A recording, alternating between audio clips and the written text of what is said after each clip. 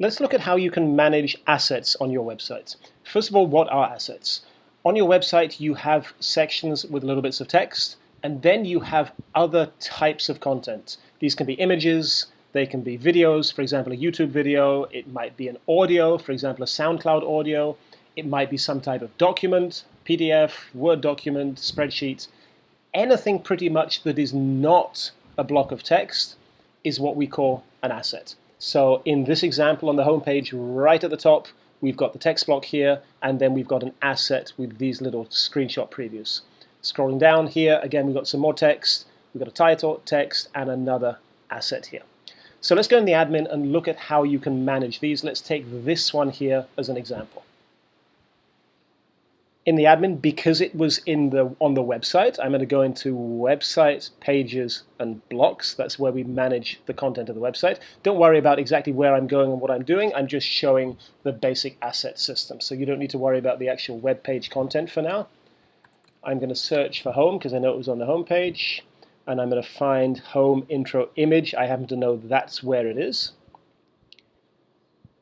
Again, don't worry what any of this means, but if I open up the page block, there is going to be an asset section, and in there I can see this asset.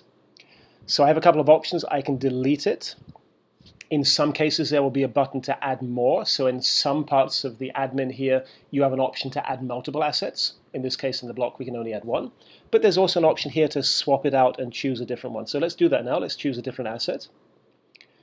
I can choose from any of the existing ones that I uploaded before, or I can click on Add New and upload a new asset. Let's click on Upload Asset. I'm going to choose one from my computer. I put a sample here on the desktop, so let's just click on that and choose it. In the case of adding an image or a document, I'll see a preview here, and it will name it automatically the name of the image. You can name it something different if you like. Name, as always, is only for internal use. Your clients never see this. It's just for you. Couple extra options that I won't go into too much detail of now. One is you have an option down here on the side to make the asset available for different parts of your website. It will pre-check it with whatever you're doing right now. So I went into web pages, so it's saying, yep, I want to make it available to web pages. If I think I might want to use this same asset also for the articles, for example, I can check it. If I think I might also want to use it for my products, I will check that. The reason we don't just make every asset available everywhere, as your website grows, imagine that you're in your articles writing a blog and you want to choose an asset. You only want to see the assets that you actually use in the articles.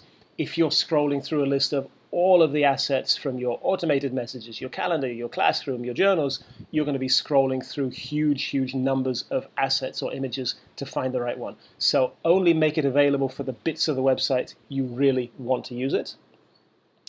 Scrolling down, there is a settings option that I won't go into now. On some parts of the system, we use this, so we might refer back to that in different videos. Otherwise, for now, that's really all you need to do is upload it. Normally, not even worry about anything here. It will be pre-checked and simply say save.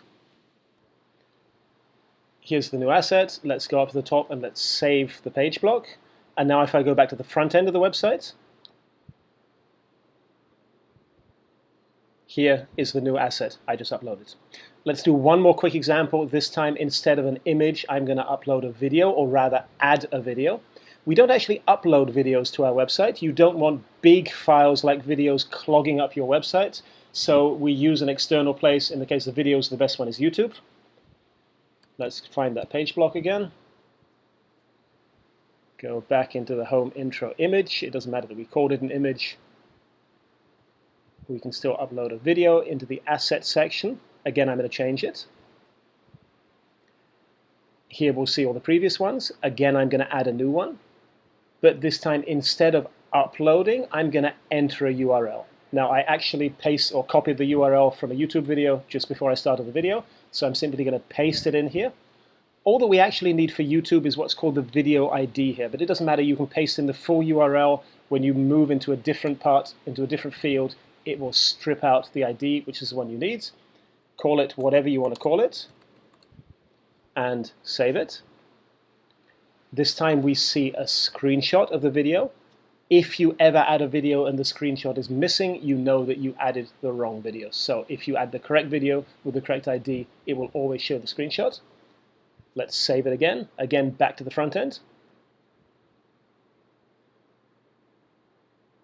And now we see a video here. So that's how easy it is to add different assets.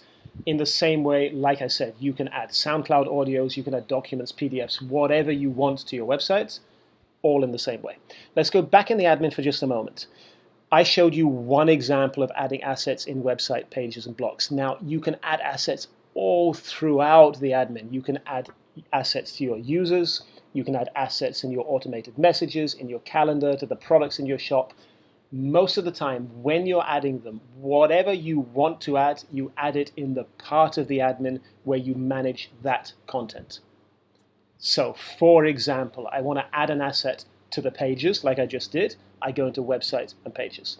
If I want to add an asset into one of my articles or blogs, I go into Module, Articles. Articles, I would find the article that I'm looking for. Let's open up one just as an example. It doesn't matter which one. And in every part of the admin, you'll find either a separate assets section or a content and assets section. You'd go in there and then you'd simply click, like I said before, in some of them there's an add asset button where you can add multiple. Click on that, go through the same process of adding in whichever asset you want. Couple more things just to finish off. Sometimes when you add an asset, you'll see there are little options here. Preview might be there, main, you might have an option for a section, all that sort of thing. Flick the switch on those to activate whichever of these or however many of these you want to.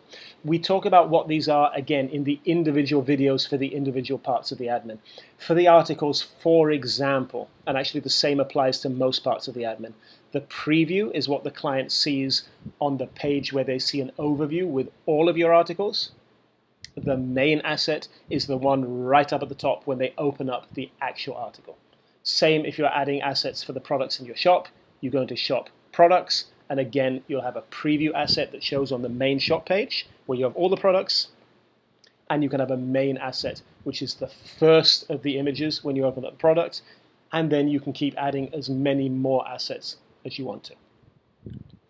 I'm going to cancel this now. Final thing I'm going to show you. Like I said, most of the time you will manage the assets in whatever part of the admin you're managing the actual content. Sometimes you might want to see or manage all of your assets. Go into website, there is a separate menu item called Assets, and here you will see absolutely everything. So here we'll see the video we just uploaded, we'll see the image we just uploaded, we'll see some test check-ins we had from our journal, we'll see various other things from our plans, and so on and so on. Let's say for the image I just uploaded a moment ago, I realize I want to make it available to a different part of the admin, or I want to change something in the settings. Open it up here in the assets, scroll down, and here again I could check whatever I want, and I have various other settings that I can configure however I want, save it, and it's updated throughout your website.